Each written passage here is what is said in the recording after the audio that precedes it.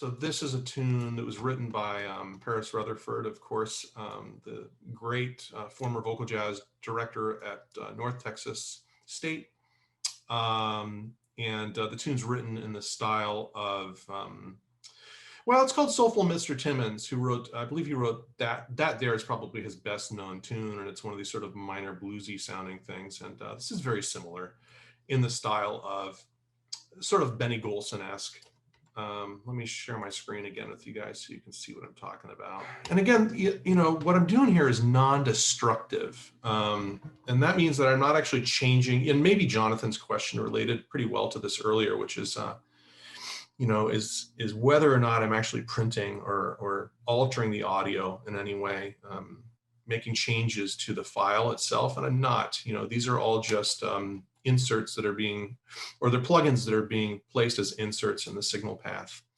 All right, let's give ourselves some context here. Here's what the band track sounds like on its own. Okay,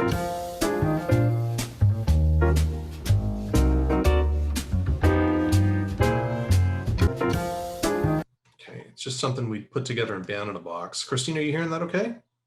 Yep. All right, great. So that's the band part. And I've got, you can see here, I've sort of cloned several versions of the same thing below, which is one of the singers in the second group doing this. So let me show you guys, before I forget, a shortcut that's really useful when you're doing that. It's one thing, it's really easy to, you know, to duplicate a track in Logic, but what a lot of people don't realize is you can duplicate the track with all of its settings and any audio that's on there. So what I'm going to do is I'm going to hold down the Option control. I'm holding Option, not Control, but just Option. I'm going to click and drag this bottom track that says Flex Pitch, and check this out. I now have a clone or a duplicate of that, along with any inserts that I might have on that track. So that's a cool shortcut, is holding down Option whilst dragging said track. All right, so I don't need this right now, so I'm just going to get rid of it. All right, so example one of pitch correction in Logic is an older plugin, and it's just called pitch correction. So here's what it looks like. Yeah, and this is, you know, you can see there's a keyboard there. And this, again, goes to what I was talking about confining yourself to a particular scale with pitch correction. So let me turn the pitch correction off and solo this track. All right, so here's what we got. No pitch correction. The moon was sitting high in the middle of the sky, so the glow covered the floor all around me. All right, so what I've done here is I have set a scale that uses all the pitches. It's sort of this F minor pentatonic-y thing. And again, you know, I mean, it helps obviously when you've got the lead sheet. So that's why I pull this up right here. You guys can see that I've got that collection of notes starting from, you know, letter rehearsal A here, okay? With this sort of flat 5 here on that E flat 9. All right, so you know, B natural, in other words. So I'm just basically saying, actually, I missed that one. I want to make sure that I let that pass through. Okay, so you can see in the pitch correction now, I want to allow that C flat or B natural to come through. All right, so let's play with this pitch correction. So I'm sorry to interrupt for a moment. Sure. So basically, you brought up this keyboard and you selected all the notes that are in this particular phrase, so you're not allowing any other notes. Correct. Exactly. So this is like a sledgehammer approach to pitch correction. I call it set it and forget it sometimes. It was really developed initially by a company called Antares, who are the makers of one of our current, you know, solutions. And you guys should check their stuff out. You can check out trials of all this stuff. Melodyne, Antares, Waves, which I'll show you in a few minutes. Did I answer your question, Christine? Yeah. Okay, great. So I'm going to make one little change here. I'm going to force the response to be fast for the pitch correction. And let's see what we get. The moon was sitting high in the middle of the sky, so the glow covered the floor all around me. Yeah, so I'm getting some of that T-Pain, you know, artifact sounds a little robotic. Let's change the response time, see what that does for us. I'm going to bring that up slightly. The moon was sitting high in the middle of the sky, saw the glow covered the floor all around me. That's a lot more natural, isn't it? So yeah, so that can make a lot of difference right there, is just if you're using this plugin, would be just to change the response time. And a lot of these scales, by the way, are, given to you. They're pre-programmed. For me, I usually find it easier just to go ahead and enable or disable notes. I mean, if we really wanted to have fun with this, I could disable more of them. The moon was sitting high in the middle of the sky, saw the glow covered the floor all around me. I could the moon was. So now we're getting some unintended pitches there. Okay, so that's the oldest pitch correction I remember in Logic anyway, other than destructive edits. Okay, mute that one. And my wheelhouse, my personal favorite is Melodyne. Now this is not something that comes with Logic. This is something you get the trial. It's developed by a German company called Celemony, C-E-L-E-M-O-N-Y.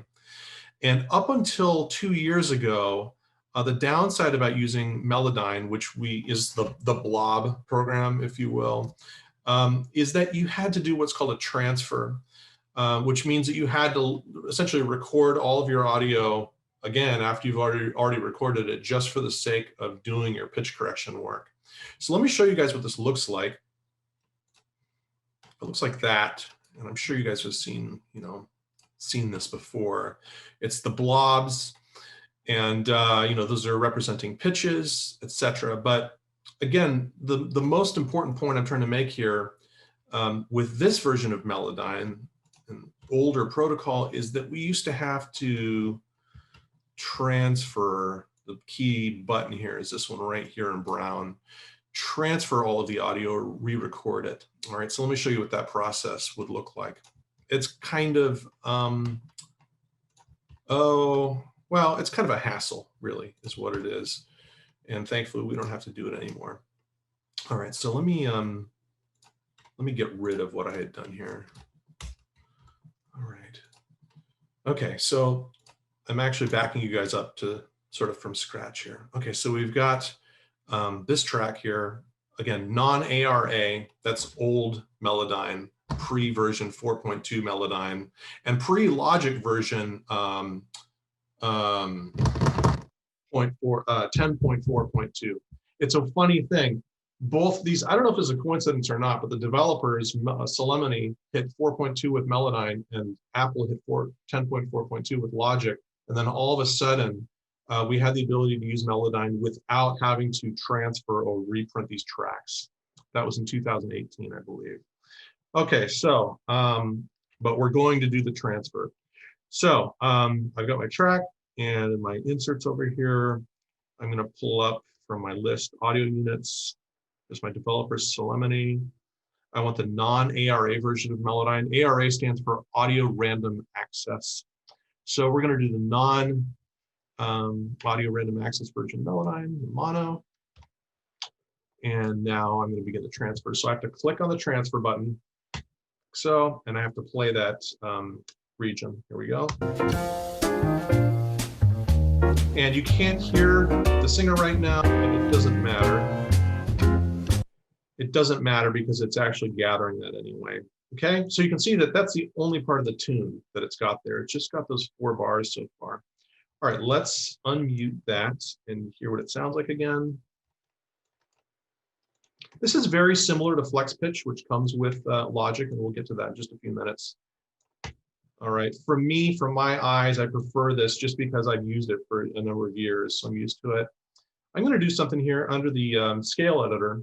I want to select a scale that's more related to this material, which is F minor pentatonic. So I'm going to open up my scales, and I'm going to go to, here it is, pentatonic minor.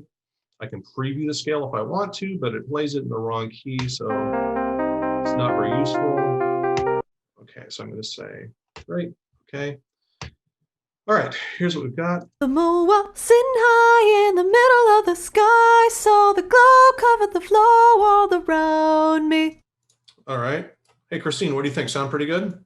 Yeah, it sounds great. Okay, good. Well, let's make it even, a little more, maybe a little more accurate. So a couple things I could do here. I could sort of lasso everything, and I've got these tools that I can pull up. I'm just right-clicking, or you can control click, and it'll bring up all these tools. And I can sort of lasso or select all of these blobs here. And then I can go to my pitch macro, or my correct pitch macro. And this would be a very global way of doing this, and it might be a little overly artificial, but I might snap all of these notes to the chord scale.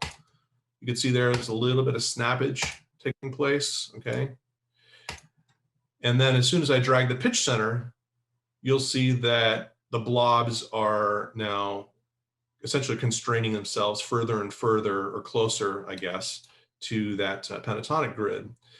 Drift usually is used for a bad vocal performance, where you've got a lot of like scoopage into a note, or a lot of fall off a note, or the other way around, where maybe you've got a doit or a lift. Either way, you're not going to see a lot here, because the singer, has done a pretty good job of keeping that in check. So that's not as important as pitch center usually, unless it's a really bad vocal performance. So I'm going to hit OK, and let's listen to this. The moon was sitting high in the middle of the sky, so the glow covered the floor all around me. Okay, good. So, I like it, I might not like it. Let's say that I thought that was a little too much. And let's say that I want to finesse what's going on right here. And I do, because there's a cool inflection. Sitting high. Right? So I want to have a little more control over that. So in Melodyne, and this is true in flex pitch also, we get note separations. And you can see that there's a note separation. You should be able to see my cursor. We got separations here, here, and here. And notice that we've got one right here as well. I like to sometimes have a little more control over where those separations lie, or don't lie for that matter. So you can see I just used the note separation tool, and this blob has moved. So what I'll do here is I want to have control over this pitch transition here. So I'm going to create a separation, and then I'm going to create another separation right here. You can see that if you look, you can see that there's that line that sort of, it cuts up into the blob, and that usually indicates a scoop. So let's go ahead and create a selection there, or a separation there. And I'll make one more. I'll make one more right here. Okay, we would do this in flex pitch with the scissors tool. So I'm going, just to interrupt really quickly, are you guys following, you understanding what he's doing here, right?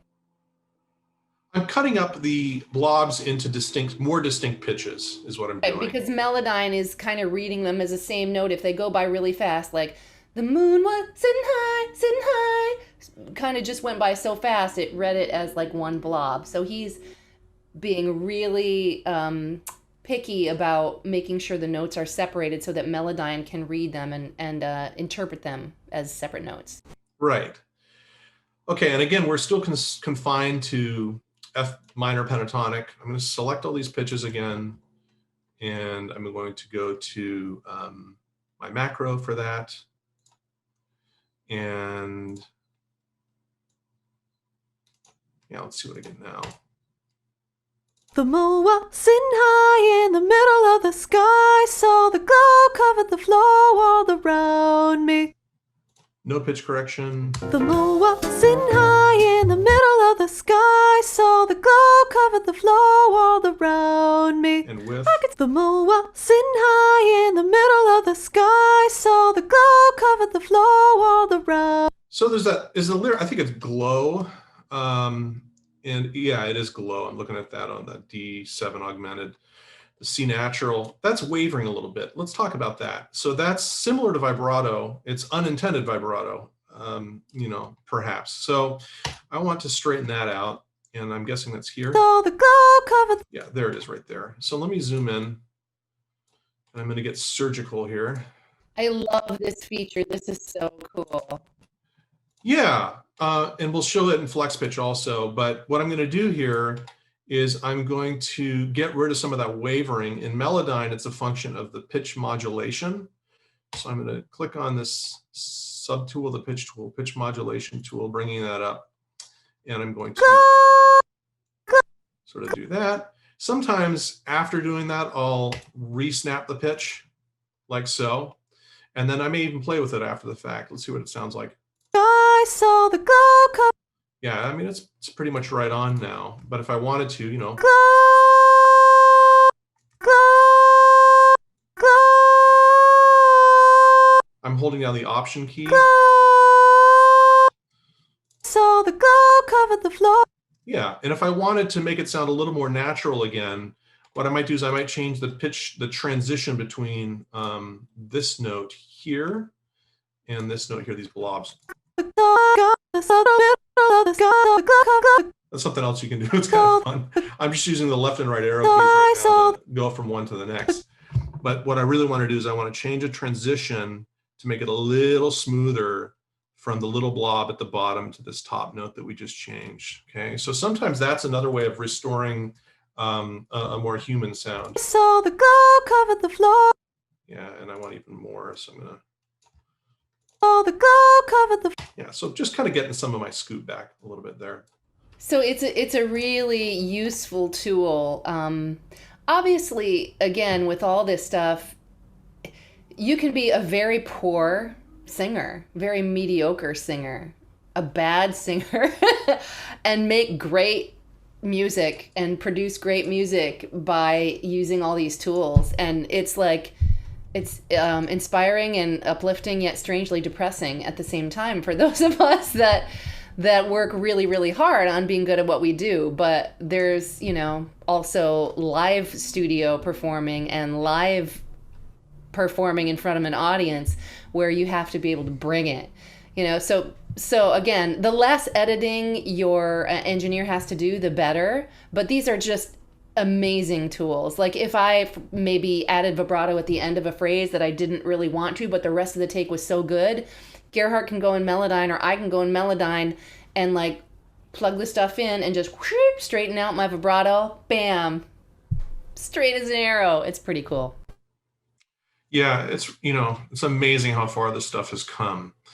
Let me just quickly show you guys, I'm not going to spend a lot of time on it, but the big jump from the non-audio random access to the random access version of Melodyne.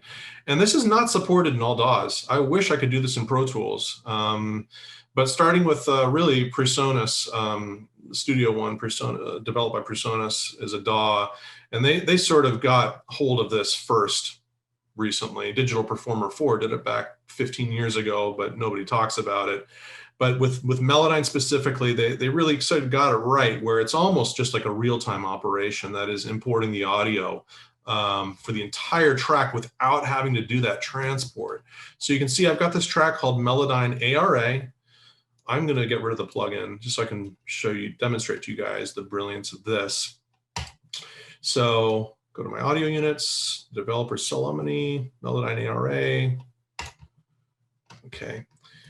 And I'm going to hit the space bar. The Moa.